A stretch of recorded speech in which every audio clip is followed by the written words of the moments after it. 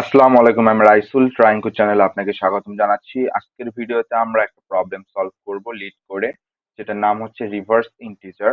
তো আমি এই প্রবলেমটা পড়ে নিয়েছি, আপনারা পড়ে নেবেন। আমি ডিসক্রিপশন বক্সে লিংক দিয়ে দিব। এই প্রবলেমটা এখানে বলা হয়েছে যে একটা নাম্বার থাকবে, সে নাম্বারকে রিভার্স করতে হবে। তো আমরা এখন একটু দেখি এক্সাম্পল। যেমন একটা নাম্বার দেওয়া আছে 1 2 3। এখন এটাকে যদি আমরা রিভার্স করি তাহলে কি হবে? প্রথমে আসবে 3, তারপরে আসবে 2 এন্ড তারপরে আসবে 1। সেরকমই আমরা যদি আরেকটা এক্সাম্পল নেই যে 5 6 7, এটাকে যদি রিভার্স করা হয় তাহলে কি হবে? 7 6 এন্ড দেন 5। তো এখন আমরা এই প্রবলেমটা কিভাবে সলভ করব? তাহলে আসুন এটার জন্য একটা অ্যালগোরিদম তৈরি করি। তার আগে আমরা একটা জিনিস দেখে নিই যে মডুলার অপারেটর। মডুলার অপারেটর কি করে? আমরা যদি কোনো একটা নাম্বারকে ডিভাইড করি কোনো একটা নাম্বার দিয়ে, সেটার যে রিমাইন্ডার আসবে সেটা আমাদের এই মডুলার অপারেটর দিবে। তো যেমন যেমন আমরা যদি আহ কত 12 রিমাইন্ডার 10 যদি দেই, তাহলে এটার রিমাইন্ডার কত আসবে? 2 আসবে। এখন 1 2 3 এটাকে কিন্তু এইভাবে আমরা লিখতে পারি যে 100 প্লাস 20 প্লাস 3। তো এখানে কি হবে? 100 plus 20 is equal to 120 and plus 3 is equal to কত হয়? 1 2 3, 123। তো এখন এই দুইটা জিনিস নিয়ে আমরা একটা অ্যালগোরিদম লেখার চেষ্টা করি। সেটা হলো, আমরা যদি একটা ইন্ট অ্যান্সার নামে একটা ভেরিয়েবল নেই, যেটাকে আমরা 0 দ্বারা ইনিশিয়ালাইজ করব, অ্যান্ড দেন আমরা আমাদের যে নাম্বার আছে, অর্থাৎ যে নাম্বারটা আমাদের ইনপুটে দেওয়া থাকবে সেটা হচ্ছে যে ভ্যালু, সেটা হচ্ছে 1 2 3। এখন আমি যদি একটা অ্যালগোরিদম লিখি, অর্থাৎ একটা ফর্মুলা তৈরি করি যে answer is equal to answer into 10 plus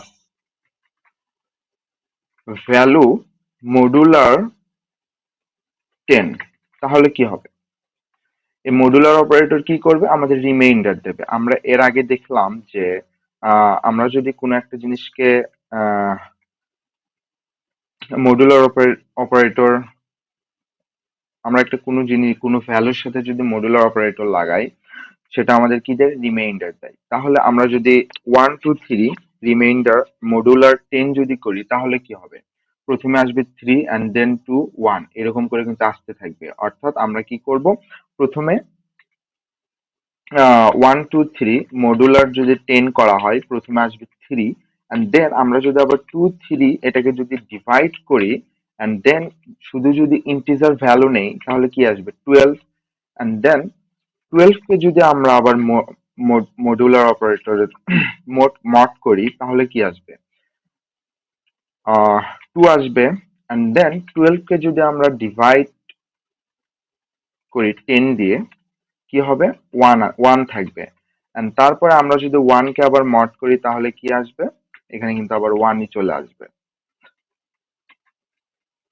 10 দিয়ে যদি মড করি তাহলে কি আসবে? 1 আসবে।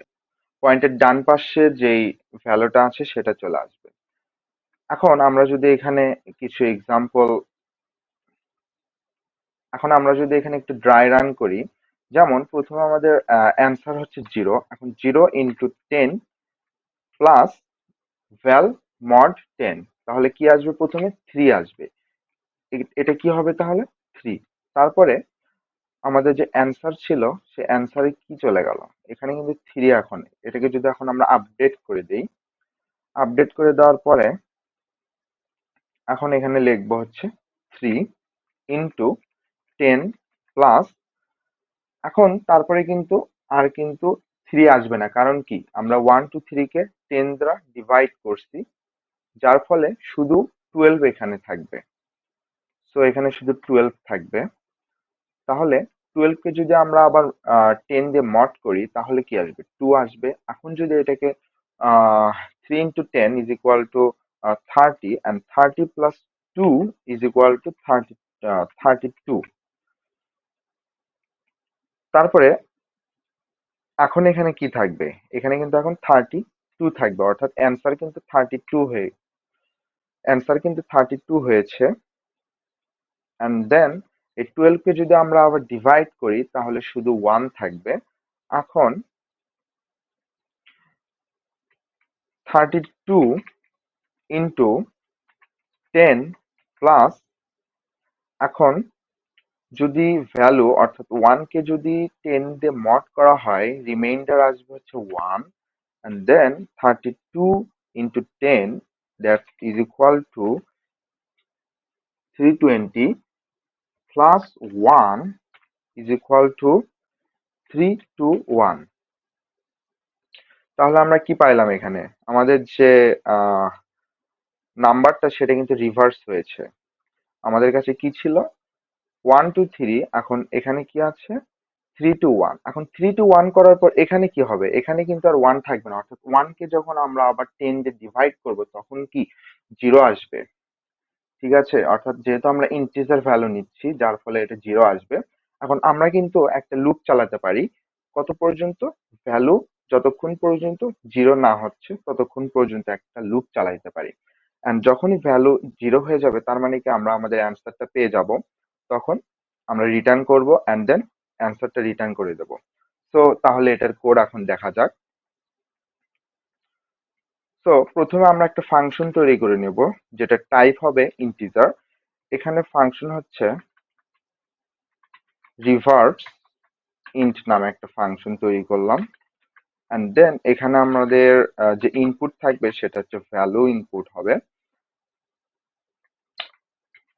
তারপরে আমরা একটা অ্যান্সার অ্যান্সার ভেরিয়েবল তৈরি করে নিব ইন্টিজার টাইপের অ্যান্সার, যেটাকে আমরা ইনিশিয়ালাইজ করব 0 দ্বারা।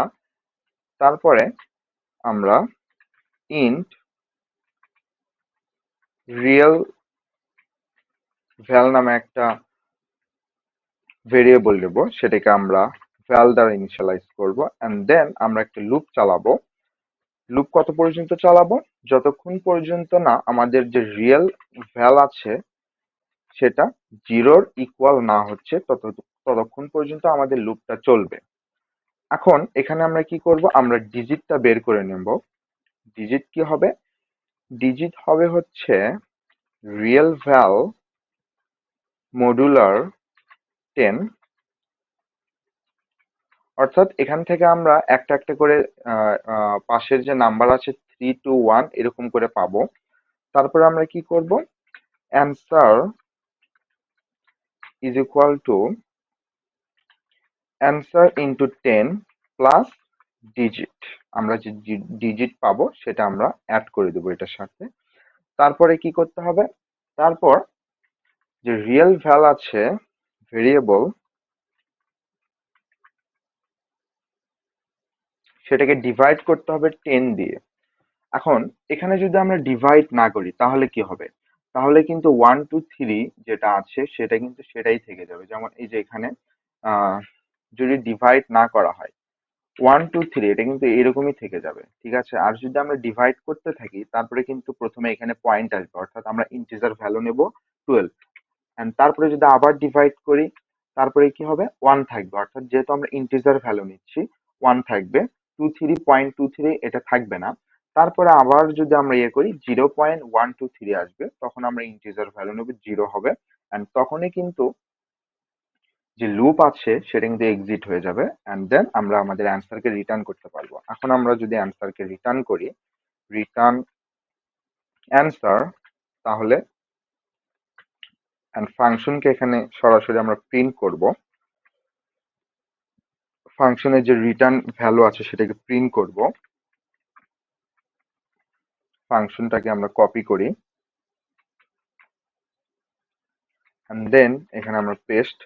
প্রথমে আমরা দেব 1 2 3, দেখা যাক কি আসে। ইন্ডেল প্রোগ্রামকে যদি আমরা রান করি তাহলে কি হবে? যদি কোনো এরর না থাকে তাহলে অ্যান্সার আসার কথা 3 2 1। দেখা যাক কি হয়।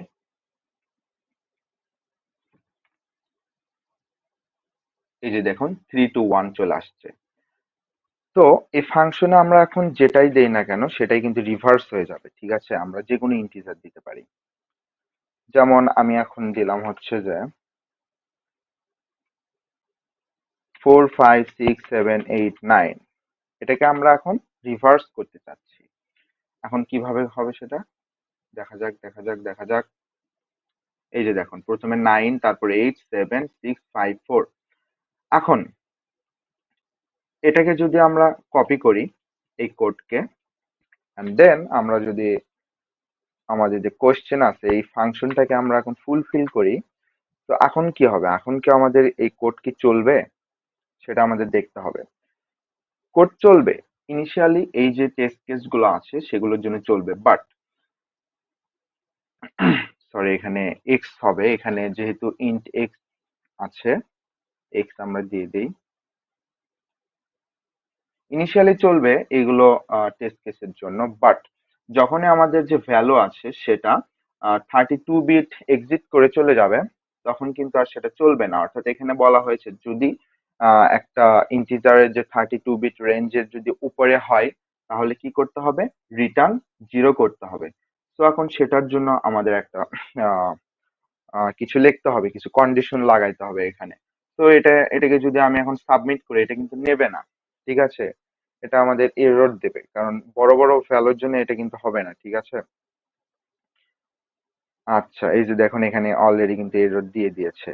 এই যে ওভারফ্লো হয়ে গিয়েছে। এখন ওভারফ্লোর কেসে আমাদের কি রিটার্ন করতে হবে? এখানে বলে দিয়েছে 0 রিটার্ন করতে হবে। তো এটা আমরা এখন কিভাবে করব? এখন আমরা যদি এখন এরকম বলি যে আমাদের যে অ্যান্সার আছে সেটা যদি আমাদের একটা বড় ভ্যালুর থেকে বড় হয় তাহলে কি হবে? অর্থাৎ ইন্ট যে ম্যাক্সিমাম নাম্বার আছে সেটা থেকে যদি বড় হয়, অথবা আমাদের অ্যান্সার যেটা আছে সেটা int maximum number int minimum number এটা থেকে যদি ছোট হয়, তাহলে আমরা কিন্তু একটা রিটার্ন 0 করতে পারি। কিন্তু এখানে একটা কেস করতে হবে যে এটা অনেক বড় ভ্যালু হয়ে যাবে, যার কারণে এটাকে আমরা 10 দ্বারা ডিভাইড করবো, এন্ড এটাকেও আমরা 10 দ্বারা ডিভাইড করবো। অর্থাৎ এই দুইটা কেসে আমরা 0 রিটার্ন করব। তো এখন যদি আমরা এখানে এটা লাগিয়ে দেই, এখানে ইফ, এখানে আমরা কি করব? রিটার্ন 0 করে দেব। তো এখানে দুইটা কেস আসবে, একটা first case and then second. তো এই কেস অথবা এই কেস যদি হয় তাহলে আমরা রিটার্ন 0 করবো। এখন কেসটা আমরা লিখি। যদি আমাদের যে অ্যান্সার আসে সেটা ইন্ট ম্যাক্স ডিভাইডেড বাই 10 থেকে বড় হয়, অথবা answer int mean divided by 10 থেকে ছোট হয়, সেই কেসে আমরা 10 রিটার্ন করব, সরি 0 রিটার্ন করব। এখন যদি এটাকে আমরা রান করি, এই যে দেখুন এখন কিন্তু চলছে। এটাকে এখন সাবমিট করি, দেখা যাক কি হয়। এই যে দেখুন কোড কিন্তু একসেপ্টেড। এর আগেও আমি অনেকবার এটা ট্রাই করেছি কিন্তু আহ, হয়নি, কিন্তু তারপরে একটু দেখার পরে আমি পারছিলাম। তো এখন কিন্তু একসেপ্টেড। সো এটা মেমোরি কত নিয়েছে? 5.9 MB। সো এগুলো টাইম কমপ্লেক্সিটি অ্যান্ড স্পেস কমপ্লেক্সিটির কিছু বিষয়। সো আমরা তাহলে দেখলাম কিভাবে একটা ইন্টিজারকে রিভার্স করার জন্য অ্যালগোরিদম তৈরি করতে হয়, এবং আমরা এটা ড্রাই রানও করলাম, এবং কিভাবে বিভিন্ন টেস্ট কেস পাস করাতে হয় সেটাও আমরা দেখলাম। যে কোনো একটা কন্ডিশন আমাদের দিয়ে দেওয়া আছে, সেটার উপর বেস করে আমাদের কিছু রিটার্ন করতে হবে। তো এই জিনিসটা কিভাবে আমরা বের করব এটা আমরা দেখলাম। তো আজকের ভিডিওতে এই পর্যন্তই। পরের ভিডিও দেখার জন্য আমন্ত্রণ জানাচ্ছি। ভালো থাকবেন, সুস্থ থাকবেন।